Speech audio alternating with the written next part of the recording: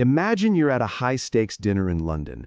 You want to say the food is delicious, but instead you accidentally say the foot is delicious. The table goes silent. Do you sink into your chair and never speak English again? Or do you know the secret to laughing it off and keeping the conversation alive? Most people fail at English not because they don't know the grammar, but because they don't know how to survive a mistake. Today, we change that forever.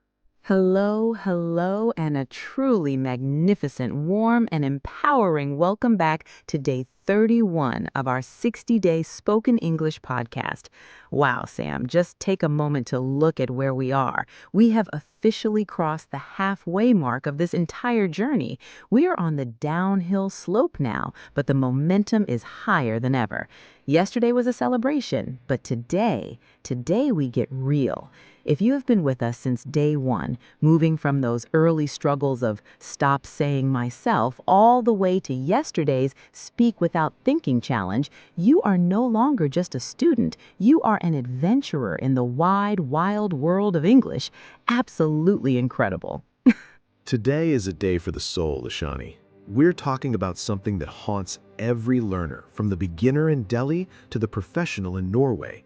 Handling speaking mistakes and recovering from awkward moments. Let's be honest. Why do so many people stop speaking English when they are around others? It's rarely because they don't know the words. It's almost always because of the fear of the mistake. You're in a conversation and you're terrified that if you say he go instead of he goes, the world will end.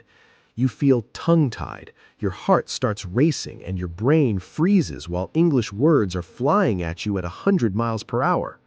This is what our source, Ollie Richards, calls the shock of the real world. It's that jarring moment you realize people in the street or in the office don't speak like your clear, slow, and perfectly structured textbooks. In the real world, English is messy. It has slang, it has noise, and yes, it has mistakes. Our foundation today, listeners, is the philosophy of extensive learning. Most of you have been trained in what we call intensive learning. This is where you analyze every tiny nugget of grammar, every verb conjugation, and every single syllable until you are paralyzed by the fear of being wrong. But listen to me, even the most professional characters in the stories we've been following make mistakes. Mistakes are human. Even native speakers stumble. Wait, let's look at our source from the U.S. Department of State's linguistic notes. They tell us that in real-life, high-level conversations, people use filler words like well, or just to buy time while they think. They use phrases like, oh yeah, when they forget something. These aren't signs of weakness, they are tools of recovery. We see this in our story with Robert Greene. He is a master at this. When he gets caught in a lie or a mistake regarding who brought him those famous Turner drawings, he doesn't stop talking and turn red. He says, "My memory is very poor. I couldn't remember very well." Now, we know he was being suspicious and probably faking it, but look at the technique. He acknowledged the mistake, provided a quick reason, and moved the conversation forward. He didn't let the mistake derail his mission. Wow, and that brings us to day 31's secret. The gist is more important than the grammar. According to Ollie Richards, the most effective way to make headway in a language is to constantly ask yourself, can I follow the gist of what's going on? If the answer is yes, you are winning. If you make a mistake, don't worry. Keep calm and carry on. Skipping a difficult passage or a grammar error in your mind is actually a mature approach to speaking that allows you to maintain momentum. Absolutely. If you insist on looking up and studying every single grammar point or correcting every slip of the tongue mid-sentence, you will completely kill your flow. You learned your mother tongue passively as a child without worrying about grammar rules. There is no reason you shouldn't do the same with English now. So, for video 1, your new mantra is mistakes are just part of the story. If you trip over a word, you don't stay on the ground. You get up, you laugh, and you continue. Feel that weight lifting off your shoulders? Absolutely. Now, let's get into the messy, sometimes embarrassing reality of life for video 2, recovering from awkward moments. We've all had those moments. You call someone the wrong name, you misunderstand a fast-talking barista at 100 miles per hour, or you realize mid-sentence that you've just used the completely wrong tense. How do you recover without losing your dignity? We've broken this down into 5 core strategies based on our linguistic research. Strategy number 1 is the clarification strategy. This is for when you didn't hear something or you think you said something confusing. In Dialogue 1-7, "Can you say that again?" Luke is having trouble with bad reception on a phone call. He simply says, "What did you say? Can you repeat that, please?" Notice he doesn't say, "I don't understand English" or "My English is bad." He puts the focus on the reception or the clarity. If you make a mistake because you didn't hear well, or if you see a confused look on someone's face, use these high-level phrases from our sources. "I beg your pardon," with a rising intonation. "I'm sorry, I didn't catch that." Or, "Could you say that again, please?" Strategy number 2 is the "oh wait" pivot. This is my favorite because it sounds so natural. When you realize you made a grammar mistake mid-sentence, don't go back and give a lecture. Think back to the post office dialogue. Carol says, "Oh yeah, I almost forgot." It's a natural exclamation. If you say, "he go to the park," and you realize a split second later it should be "goes," just say, "Oh wait, actually he goes to the park." That "oh wait" acts like a bridge. It tells the listener, "I know what I'm doing, I'm just updating my thought." It makes you sound more native than if you were perfect but slow. Strategy number 3 is the surprise response for surprising mistakes.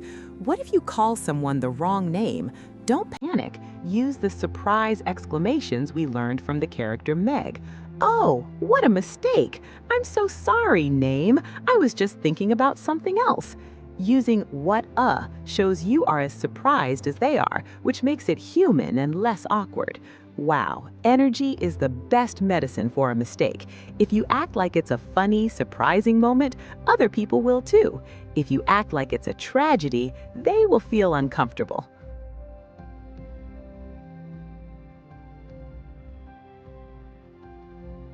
Strategy number 4 is handling pronunciation errors. Remember the word aisle? Oh, the classic trap. It has a silent S.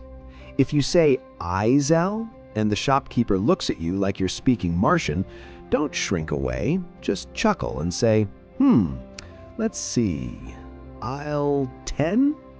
Sorry, I'm still getting used to those silent letters. Our sources show that using or "let's see" is a way to look for something or think something over. It buys you that breathing space you need to regroup and correct yourself without feeling like you failed the mission. And finally, strategy number 5, the empathy bridge. This is about building a connection when others make mistakes. If someone else makes a mistake and they feel awkward, use Nancy's phrase from Dialogue 2-3. "Oh, I know how you feel." Or use Jane's sympathetic "oh no" when she hears about the history exam. Absolutely. When you show empathy for other people's mistakes, they will show it for yours. It builds a trustworthy connection, just like the one between Lawrence Windsor and his gardener, Arthur. Awkward moments only stay awkward if you stop the conversation. If you keep the gist moving, the mistake disappears. Now let's go even deeper into our video 3, the laugh and continue technique. This is the ultimate story learning skill. It's about not letting a single error derail your entire progress. Let's look at a role play based on one of the most intense moments in our story, Mariana's confession. In chapter 57, Mariana starts to cry and admits, "Okay, I admit it. I confess. It was me." Now, that is a huge mistake. She stole her father's drawings. But look at how Lawrence Windsor handles the recovery. He doesn't shout. He says, "Mariana, what are you talking about?" And then, "Don't cry. Everything's okay. You made a mistake. A big one. But I know you didn't mean to hurt me." In your daily life, you can use the same logic of acceptance and progress. Let's do a role play simulation, the wrong order at the office. Imagine your boss, let's call him Mr. Wilson, is an economist. You just made a mistake on a critical report. Sam, as employee, Mr. Wilson, I'd like to speak with you. I just realized I put the wrong figures in the development program report.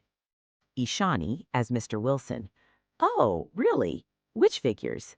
Sam, as employee. Let's see. I used last year's international trade data. I must have been thinking about my honeymoon. Anyway, I just finished correcting it. Would you mind checking the new version, please? Ishani, as Mr. Wilson. No problem. I appreciate your honesty. Don't mention it. Everyone makes mistakes.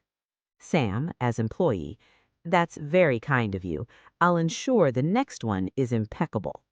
Wow, did you hear that? Sam acknowledged the mistake with a chuckle, gave a brief reason, and then immediately used anyway to move back to the solution. That is the masterclass in recovery.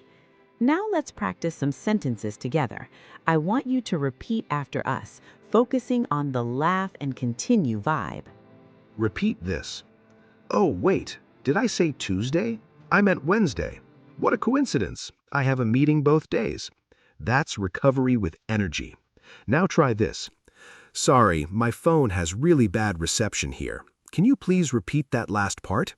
That's the classic strategy of blaming the tech. How about this one? Oops, I think I mispronounced that. Economist, right? Stress on the second syllable. Thanks for the catch.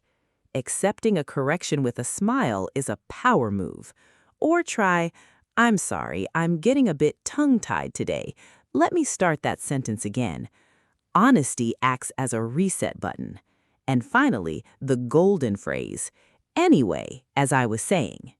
Absolutely. By using these phrases, you are training yourself to be a strong, independent English learner. You are no longer waiting for a teacher to tell you you're right. You are managing your own story. As Ollie Richards says, your proficiency comes not from memorizing rules, but from the time you spend integrating the language into your life. Mistakes are the salt and pepper of that life. They give it flavor.